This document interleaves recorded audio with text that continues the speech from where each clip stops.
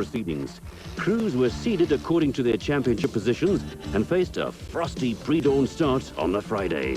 Ahead of them lay one of the toughest challenges in South African motorsport. On the first day, the 491-kilometer route took crews from Vryburg to Heuningvlei and then to Taylorspan in die nadel. Kommen. Last year's winners, Philip Milan and Richard Leek, were the early pace setters in their turbocharged four-wheel drive Toyota Hilux,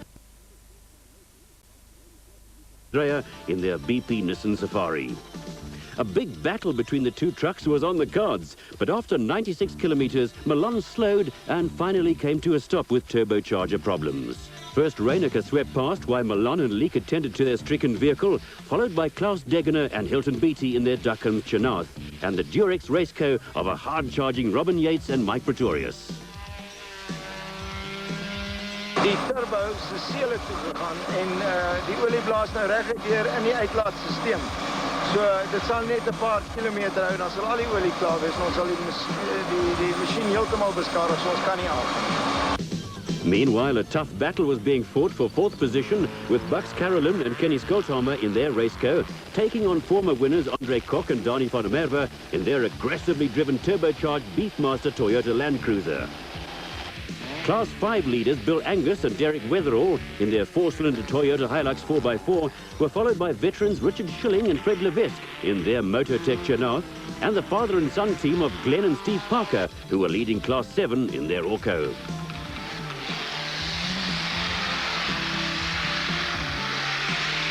Up front, the battle for the overall lead came to a head after 120 kilometers when a farm gate got in the way of Reyneke and Drea's Nissan.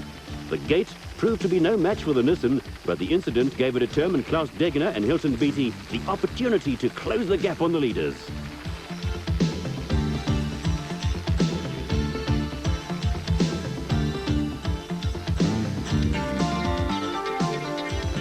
The superior acceleration of the lightweight Duckham Chanath allowed Degener to snatch the lead when Reyneke and Drea sportingly moved over to let him pass. Veteran Jack Spencer was enjoying himself in his Volkswagen-powered Duckham Sandmaster and led Class 9 for single-seater space-frame cars, while a group of schoolchildren gave a rousing reception to local hero Piet Putter and Tony Salvage in the Toyota Hilux Bucky.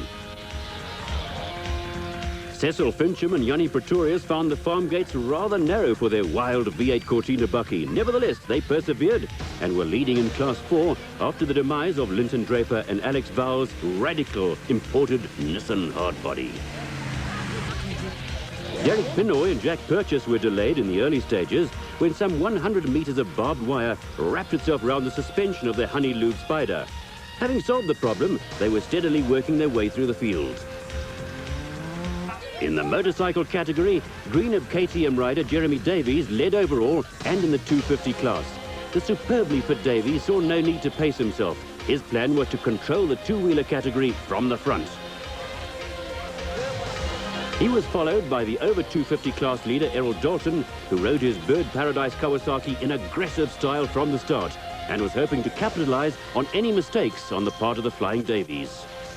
Third was Winston Yamaha racer Gavin Nimmo, who later in the day had a narrow escape when he fell and was hit from behind by a car. He was unhurt but had to retire at the overnight stop. One of the sensations of the race was the young Jason Andrika. He was holding down fourth place overall on his 200cc Bird Paradise Kawasaki, ahead of many riders on bigger and more powerful motorcycles. Second in the 200cc class was Brian Bontekoning, also on a Bird Paradise Kawasaki, featuring some rather unusual aerodynamic styling. He was riding on the limit in his effort to keep teammate Andrika in sight.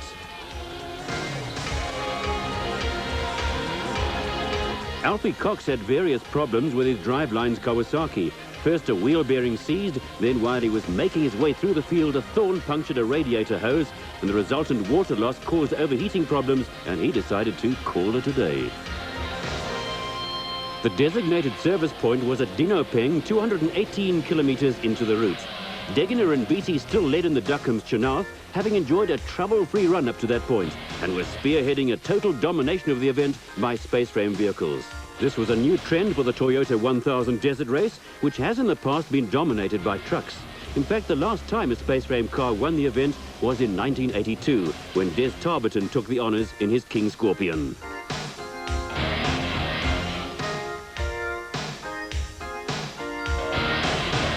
After the refuel, Robin Yates and Mike Pretorius started to charge in the Durex Raceco, passing the Reynaker-Dreyer Nissan to take second spot. The experienced Reynaker was content to follow in third place, knowing that the unforgiving Kalahari has a habit of upsetting racing teams' best-laid plans. Meanwhile, the consistent Robert Walk led Class 9 in his Samurai after the demise of early class leader Jack Spencer.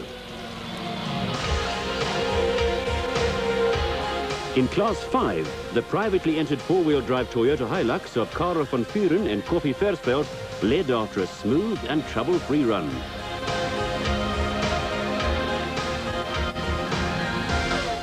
Andre Boerter and Chris Roos were the front runners in Class 7 in their unusual Orco Bakkie, which is powered by a mid-mounted 3-litre BMW engine, while another Orco, the twin-seater of Johan and Ferdi Pieterse, was holding down the lead in Class 10.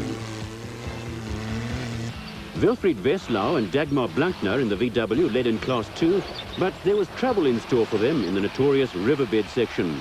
While Wolf-Peter Pumfai and Martin Spencer merely got their Volkswagen well and truly stuck in the sand, Weslau and Blankner rolled theirs, with the Lesotho crew lucky to escape injury. Jeremy Davies and his Greenup KTM still held a commanding lead in the motorcycle category, and the chance of him being challenged for the first day lead seemed remote. Errol Dalton was hanging on to second place overall and the 500cc class lead on the Bird Paradise Kawasaki. Rapidly carving through the car field, the Kawasaki star was followed by the spectacular Patrick Andrews from Lesotho on the Winston Yamaha. With the impressive Jason Andrika, also known by the nickname Staffy, still leading the 200cc class on the Bird Paradise Kawasaki.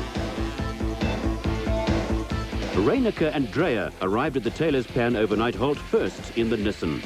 They took the lead just 4 kilometres from the finish when front-runners Yates and Pretorius ran out of fuel in the Durex Raceco.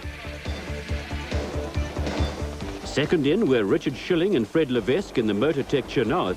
They were enjoying an uneventful run and did not have to get out of the car once on their way to the overnight stop.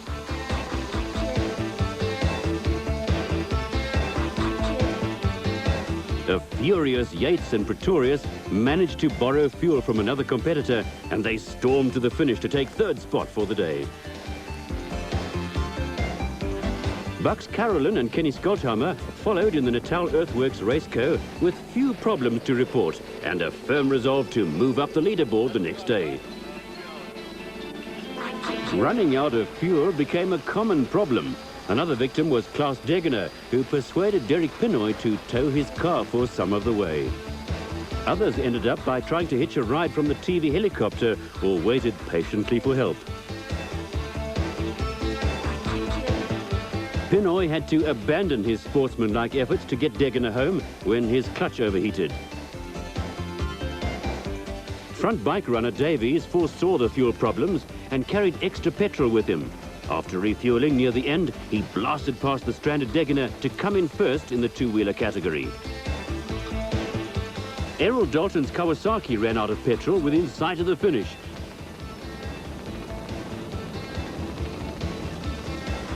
It looked as though he would lose second place, but once again, a fellow competitor came to his aid.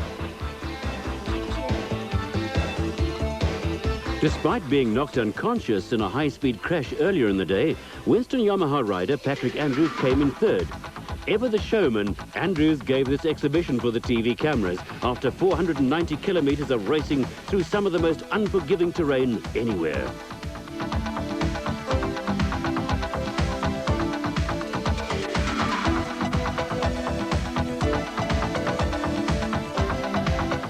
Richard Carolyn also had fuel problems, but Brian Bontekoning had a clean run for second place in the 200cc bike class. with the competitors settling in for a night under the stars at Taylor's Pan in the middle of the Kalahari. The overall leaders in the car category were Arpi Reinecker and Lucas Dreyer in the BP Nissan Safari. They were followed by Schilling and Levesque in the Motortech Chernow and Carolyn and Skolthammer in the Raceco. Fumfai and Spencer led Class 2 in the Beetle, while Putter and Salvage upheld Toyota honour in Class 3.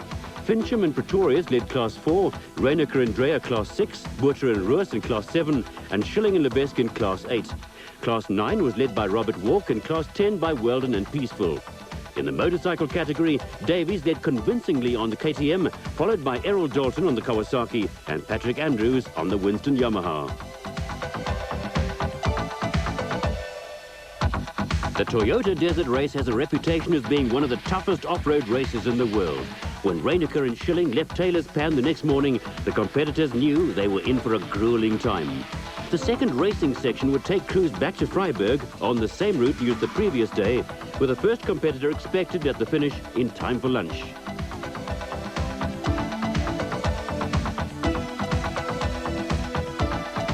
Chasing Reinecker and Schilling, Yates and Pretorius set off at a furious pace in the Durex Raceco, but were soon to experience overheating problems and eventually had to settle for 8th place. A spectacular Carolyn and Skolthammer were giving their all in the Raceco. Their reward was to be 2nd overall. Degener and Beattie came storming from the back of the field in the Duckham's Chernow, catching up to Pinoy and Purchase in their Spider after 80 kilometres. Degener set the day's fastest time after Pinoy, ever the sportsman, let him through. On his way to a Class 9 win and 6th place overall, Robert Walk and his Samurai fought a tough battle with Nicky and Joe Finch. The Finches were to finish 7th in their first national championship race. Pete Putter and Tolly Salvage took the Toyota Hilux to a well-deserved Class 3 win after a consistent effort.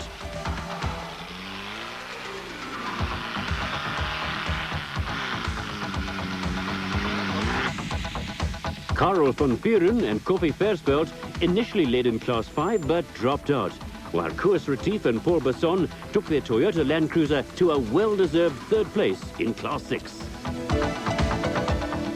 Local crew Andre Kok and Dani van der Merwe had fixed the damaged steering wheel on the Beefmaster Toyota Land Cruiser with blow draught, which caused the vehicle to handle rather indifferently. They finished 9th overall. In the motorcycle section, Jeremy Davies set off first on the KTM. From the word go, he proceeded to open up an even bigger gap between himself and the opposition. Davies was chased by Errol Dalton, who later suffered mechanical problems but still won the over 250cc class. The unfortunate Patrick Andrews fell out in the last 100 kilometres, giving 2nd place overall to Hilton Hayward on the KTM. 3rd went to the heroic Jason Andrika on the Bird Paradise Kawasaki, taking the 200cc class in the process. In the car section, Piet du Plessis and Sean van Gesselen took the Toyota Hilux 4x4 to a Class 5 win, with Vryburgers Henry Kirstein and Dries de Klerk noisy and spectacular Class 4 winners in the monster V8 Cortina Bucky. Up front, Richard Schilling and Fred Levesque took the lead when Reinecker and Dreyer's Nissan broke its suspension. It was Schilling's first national championship win in 20 years of competition. A look at the overall results now show privately entered space frame cars to be competitive with the Works Buckies. This adds enormous interest to the rest of this season's events. In the class results, Toyota scored 2 victories, Nissan and Ford 1 each, with the other 4 wins going to Space Frame Specials. Once we got going, we just drove it to people, kept going. The most enjoyable, well-organised event, and very, very happy to at last have won a national. It's taken 20 years. Jeremy Davies powered his way to a 4th consecutive Toyota 1000 victory, more than 18 minutes ahead of his nearest rival. KTM and Kawasaki shared the top 10 honours, with KTM taking the overall win and 4 placings, while Kawasaki scored 5 placings and Yamaha 1. In the class results, Kawasaki reigned supreme in the 200cc category and KTM in the 250cc class, while Kawasaki, KTM and Honda shared the honours in the over 250 category. Smooth, no problems. except I ran out of petrol just about a kilometre before the first refill, but I had on me, so I just needed half a litre to get there. Nice to be back. As always, Bucks Carolyn has the last word. We enjoyed it. But like coming second is like kissing your sister.